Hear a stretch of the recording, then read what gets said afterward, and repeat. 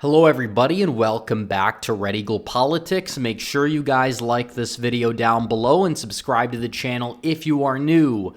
So, Donald Trump still leads by several percentage points against Joe Biden. We are less than 7.5 months away from the 2024 election, and things have gotten a hell of a lot better for Trump over the past 7 months than they were before that. When he was already in a decent position, he was already seen as the favorite, and he's actually expanded his lead as we've gotten closer to the election. Biden is panicking, and rightfully so. He has nothing going well for him, and on top of that, he has not led a single poll in any swing state since January. And there have been dozens of polls. I'm talking about North Carolina, Georgia, you have Wisconsin, Michigan, Pennsylvania, Arizona, and Nevada. He's led, I think, 2 polls this entire year. 2 polls going back to like November, early November.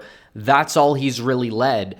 And the guy's in a lot of trouble. He's allegedly behind the scenes throwing a temper tantrum when people are talking about his poor margins in Georgia and other places, and it's because he has nothing to run on, and people know that. They're banking on the American people being dumb, buying the nonsense about all of these indictments and all of these Trump scandals that they're manufacturing out of thin air to help him, and is it exactly going to work? Well, it doesn't really matter what the political climate is so long as you're able to get to 270 electoral votes to win. That's what it comes down to.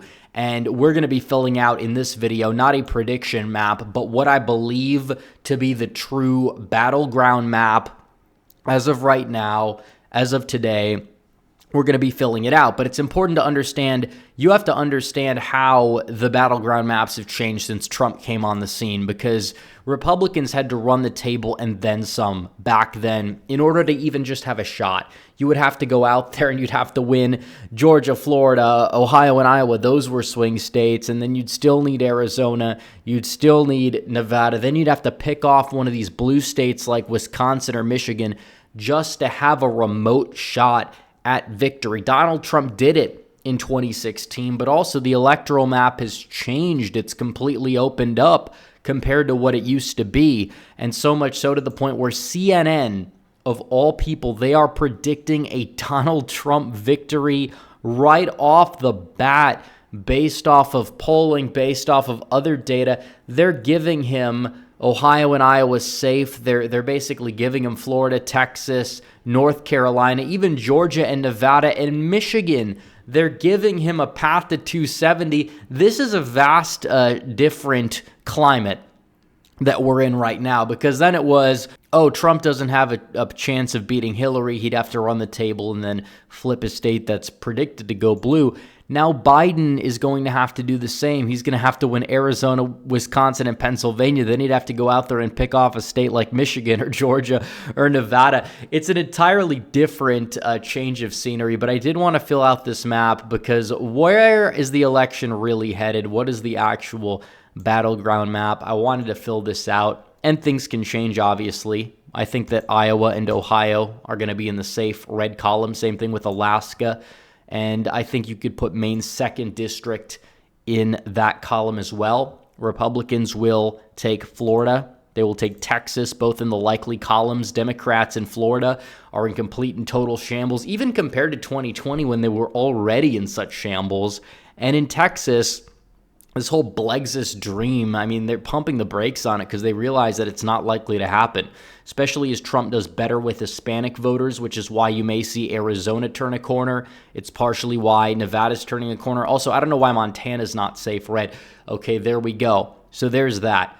Now, I also think that you could put North Carolina in the lean Republican category. I don't think Democrats have a shot, and they're down big in the polls in North Carolina. And you could look at this here in the average in North Carolina. Let me see if we could pull this up right here. They are down by 5 points. And early polls in North Carolina have a tendency to really underestimate Trump, really underestimate Republicans. I mean, back then, March 2020, they had Biden winning the state by 3.4%. Now Trump is up by 5.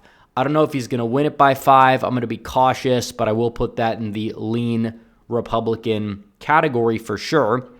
Now, Democrats, I think, will probably end up taking Virginia. I think Minnesota you could put in the lean Democrat column, although I will say it's not impossible Republicans win it. Same thing with Nebraska second. You also have New Mexico. I'll put that one in the likely blue column there.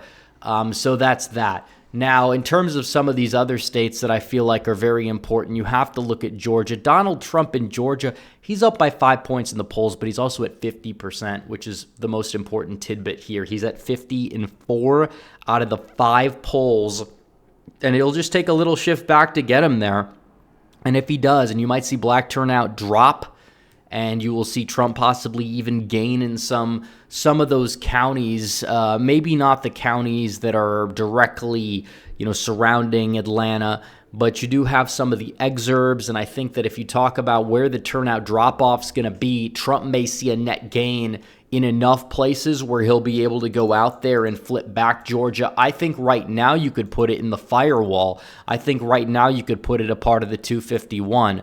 Obviously, things can change in that we know. I'm not going to sit back here and say that it's impossible that Biden could take Georgia again. The state's not what it used to be. But still, as of right now, I can't see Trump losing Georgia. I really can't. He doesn't need Georgia to win, technically, if he gets, Pennsylvania, Wisconsin, Nevada. But as of right now, I think you could say that Georgia would go in his column.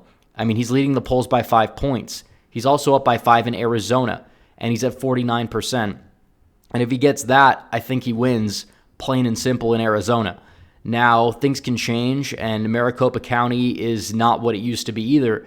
You have a lot of people moving in from California and many other places, but still, you talk about the state's large proportion of the electorate being Hispanic, and does Trump really lose much ground with suburbanites from 2020 when Biden has been this bad? I can't say that that is entirely the case. I can't say that Arizona is a state that Trump is not favored in right now, and especially with the third-party candidates likely taking votes away from Biden the same way that they likely helped Trump against Hillary Clinton in 2016. Now, still, it's a state that's going to be tough to win. Maricopa County is Maricopa County. Pima County is Pima County. But still, the border crisis issue and Trump improving with Hispanics is definitely going to help him out in the state. I mean, the fact that all the polls have him up by 5, you didn't see that back in 2020. You didn't see that. They were razor thin. Maybe Trump was up for a few days by a hair, but, he was not up by 5 points. This is a massive, massive shift. Even applying the 2022 polling error, he still wins Arizona. And then you talk about a state like Nevada, where Trump is up by 4.3%. He's actually down from where he was. I think it's reverting back a little bit. This is an interesting state. I think this state, you could even say, is a state that would, lean or tilt possibly in Trump's column. I don't know exactly if it's a state I would jump to put in the lean column. It is something that is a bold move to make, especially when Republicans have not won the state of Nevada going all the way back to 2004. Let's put a color for some of these toss-ups here. But I think that you could arguably make the case that Nevada would stay a toss-up state just in this map, but I think it would tilt to Trump. Same thing goes for Wisconsin, Michigan, and Pennsylvania. I think that New Hampshire and Maine at large are still going to be going blue, but I think they'll be going blue by less than they went blue by in 2020. But then Wisconsin, Michigan, Pennsylvania. These states are crucial. Michigan, Donald Trump is leading the polls by nearly 4 points. And it honestly just feels like it's too good to be true. I mean, the guy's at, close to 48%. I think Trump takes Michigan. I think he takes Wisconsin, where polls have usually underestimated him significantly. You could go back and look at the polls in 2020. Biden led them by 7 points. The state was, razor thin in actuality, and that we know. The state is a lot of parts of it that are moving to the right. And I can't really see any part of the state really moving to the left from 2020, except maybe you could make a case for Ozaukee County or maybe even Waukesha County, but that will likely be offset and then some by the rest of the state. So you're looking at that, and it's like, yeah, I think that Trump's in a good position in Wisconsin. Would I say it's going to be, lean Republican just yet? Maybe not. Pennsylvania, on the other hand, That's a state that Trump is actually polling the weakest in, but still he leads. He leads in the state. Franklin and Marshall, this pollster usually has a Democrat lean. Early polls in Pennsylvania usually benefit the Democrats more so than the end result. Even in 2022 at this point, Oz was down by like 8 or 9 points, and he only ended up losing by like 4.5. So either way, even if you want to use the midterms for, a vantage point for the polls, it doesn't exactly even add up when you're talking about looking at the numbers this far out. And Biden had such a razor-thin margin for error to begin with. It's like, yeah. Now, actually, I will move Nevada into the tilt red column or the lean red column, just based on a probability standpoint. But I feel like these are the main 3 toss-ups because Trump is improving with Hispanics.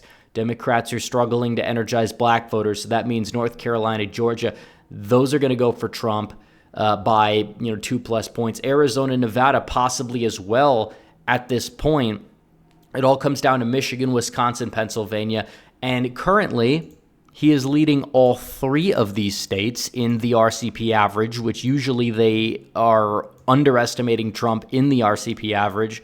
And we could even say they're overestimating him by 2 points. He still wins Michigan. He still likely, takes Wisconsin or comes close. Maybe he does fall short in Pennsylvania, but I'm not so sure I could see that again. I think he's going to, sweep the board. That's why they're desperate. That's why they're doing everything possible to tear down Trump, take him down by any means necessary. Is it going to make a dent at the end of the day? I mean, we got a long way to go, but the American people are just not buying Biden's pitch. I mean, they saw his State of the Union, which was basically a campaign speech, and his numbers dropped even more. They're going out there attacking Trump, trying to bankrupt him, trying to convict him. He's been 4 times indicted. He's been arrested. He's had his mugshot taken. He's been arraigned. Is it moving the needle, though? No, it's not moving the needle at all. At least if it is moving the needle, it's moving the needle in his column. They're just sitting back here and they're like, okay, whatever we've done has completely backfired. So now what's their strategy going to be? What is it going to be? Because the American people don't buy this nonsense. And we'll have to see when it comes down to election time. We have to get out and vote. We need to beat them at the ballot box because that's the only place from this point forward that really matters, because I don't think a whole lot of minds are being changed, but the minds that have been changed, Trump has kind of gotten advantage with them. So we'll see how it plays out at the end of the day, guys. But anyways, thanks for watching this video. Like this video down below, comment down below, subscribe to the channel. Only 50% of you guys that have watched my videos over the past month are subscribed, so hit that subscribe button and hit the bell with notifications so you never miss another video. Follow me on social media. The links are all in the description down below, and I will see you guys in the next one. Red Eagle, out.